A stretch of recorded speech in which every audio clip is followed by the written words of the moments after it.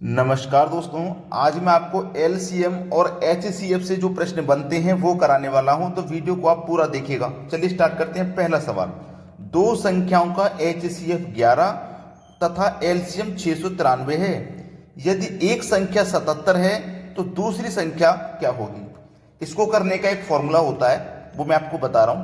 पहली संख्या गुने दूसरी संख्या बराबर एलसीएम इनटू एचसीएफ। ठीक है, ये फॉर्मूला आपको याद रखना पड़ेगा, तब आप इस प्रश्न को आसानी से कर पाओगे। ठीक है, फॉर्मूला याद है आपको तो आपको ये लिखने की जरूरत नहीं है, फॉर्मूला सीधे वैल्यू को लिखेंगे।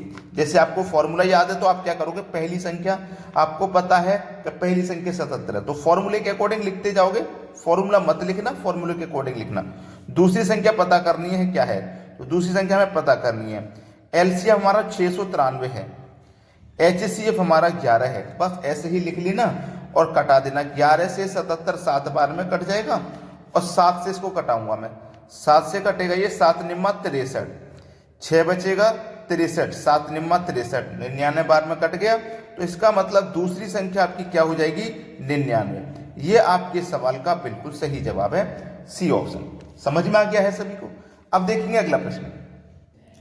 अगला सवाल है, दो संख्याओं का एचसीएफ 35 और उनका एलसीएम 525 है। यदि उनमें एक संख्या 175 है तो दूसरी संख्या ज्ञात करो।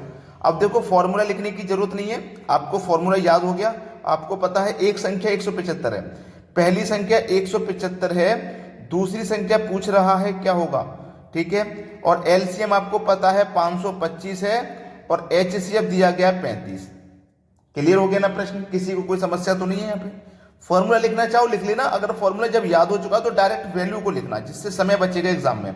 चलिए अब इसको कटा लेंगे हम। ठीक है, चलिए इसको मैं कटाऊंगा। सबसे पहले 25 से कटाता हूं या किसी और संख्या से कटाऊं। 25 से 35 से कटेगा क्या ये, पहले इसको देख लेता हूं 35 से कटेगा कि नहीं। 35 से 3 बार में 105, 4 बार में 140, 5 बार में कट गया। 35 से 5 बार में कट गया 175। ठीक है, अब मैं 5 से कटाऊंगा इसको, 5 से इसको कटाऊंगा।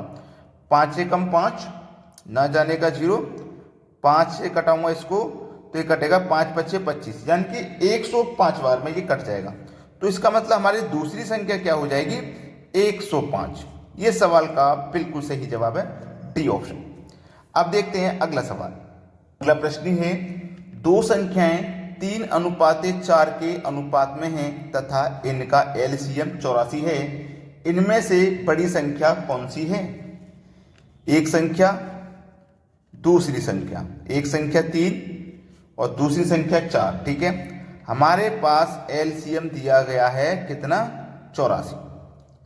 मैंने आपको पहले भी बताया है, अगर प्रश्न में आपको योग दिया जाए तो आप अनुपातों का योग करना, अंतर दिया जाए तो अनुपातों का अंतर करना, एलसीएम दिया जाए तो अनुपातों का एलसीएम करना, एचसीएफ दिया जाए तो अनुपातों का एचसीएफ करना। अब यहाँ पे एलसीएम है तो अनुपात का एचसीएफ करेंगे।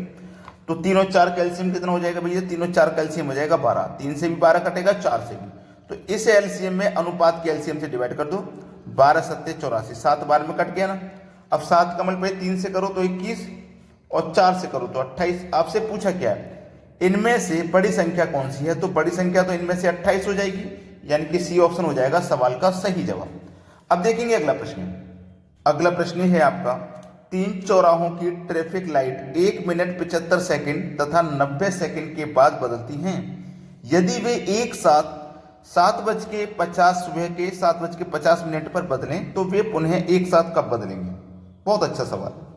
आपके पास 1 मिनट का मतलब हो गया 60 सेकेंड, फिर उसके बाद है 75 सेकेंड, फिर उसके बाद है 90 सेकेंड। इनका आपको एलसीएम लेना है। ठीक है, सभी का हम जब एलसीएम लेंगे तो पहले 2 से कटाएंगे। 30 बार में कटेगा, 75 नहीं कटेगा, 90 45 बार में कटेगा। फिर 2 से कटाएंगे, 15 बार में कटेगा, 75 नहीं कटेगा, 45 नहीं कटेगा। ठीक है, अब 3 से कटाएंगे, 3 पंजे 15 कटेगा, 25 बार में कटेगा और 15 बार में कटेगा 3 से। ठीक है, फिर 3 से कटाएंगे, 5 नहीं कटेगा, 25 नहीं कटेगा, 5 बार में कटेगा। अब 5 से कटाएंगे, 5 से कट गया 5 बार में और ये 1 बार में। अब 5 से कटाएंगे तो 5 से कट गया ये एक बार में। ठीक है, अब करना क्या है, इनका सभी का आपको मल्टीप्लाई कर लेना है और आपका आंसर आ जाएगा। ठीक है, गुना एक्स, 5 बचे 25, 25 दिया 75। ठीक है, 5 बचे 25। अब इसका करूँ पहले 5 का 5 बचे 2 दूनी का 4, 4 दिया 12, ऐसे नहीं, 5 बचे 25, 25 दिया 75, 75 का करेंगे 3 से 75, 75 का 3 से करो, 2 दूनी का 4, 4 दिया 12, 12 12 36, 5 बचे 25, 36 और 25 का करना है, 36 और 25 का करना है। 5 छिंग 30 का 0 हासिल लगे 3, 5 दिया 15, 2 छिपके 12, 12 3 15, 15 15 30 हासिल लगे 3, 2 तिया 6, 6 3 9। एलसीएम हो गया आपका 900।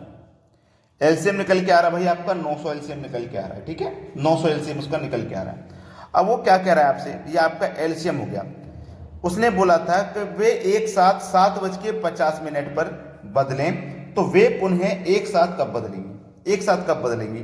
तो आपको क्या करना है, 1 मिनट यानी कि 60 सेकंड से इसमें डिवाइड करना है। ठीक है, 60 सेकंड से डिवाइड करना है, 0 से 0 कट जाएगा और 6 से कटाएंगे 90 को, तो ये 15 बार में कट जाएगा, मतलब 15 मिनट।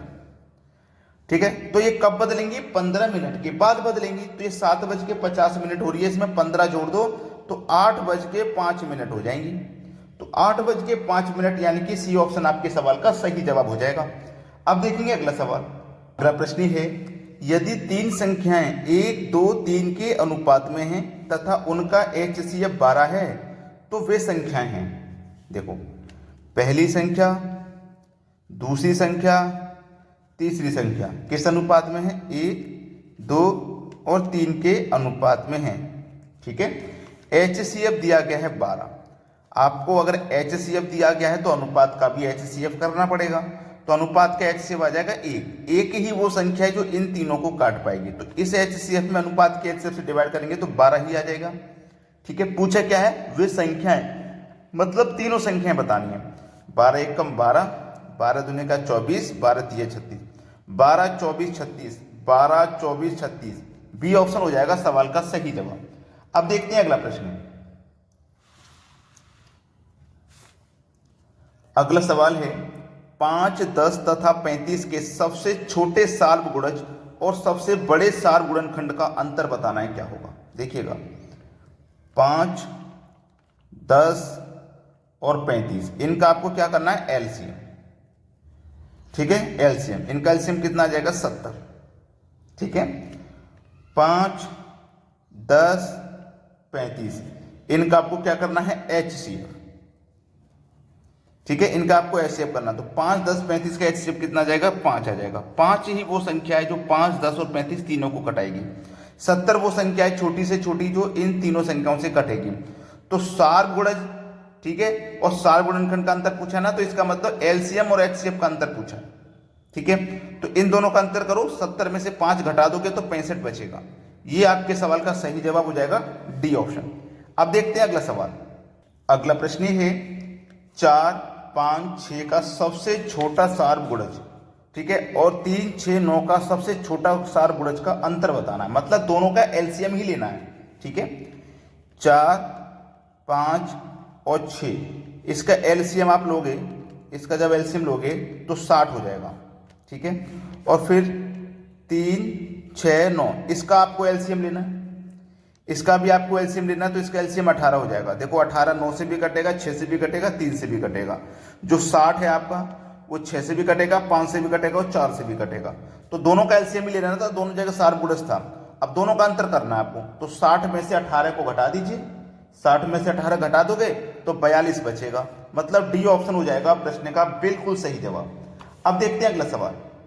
अगला प्रश्न है, 36 54 60 का सबसे छोटा सार्वगुणज डिवाइड कर देना है 90 से, तो ये किसके बराबर होगा। अच्छा सवाल है कि नहीं भाई। इनका तीनों का सबसे पहले सार्वगुणज लेना, सार्वगुणज का मतलब है एलसीएम लेना, फिर उस एलसीएम में 90 से डिवाइड कर देना।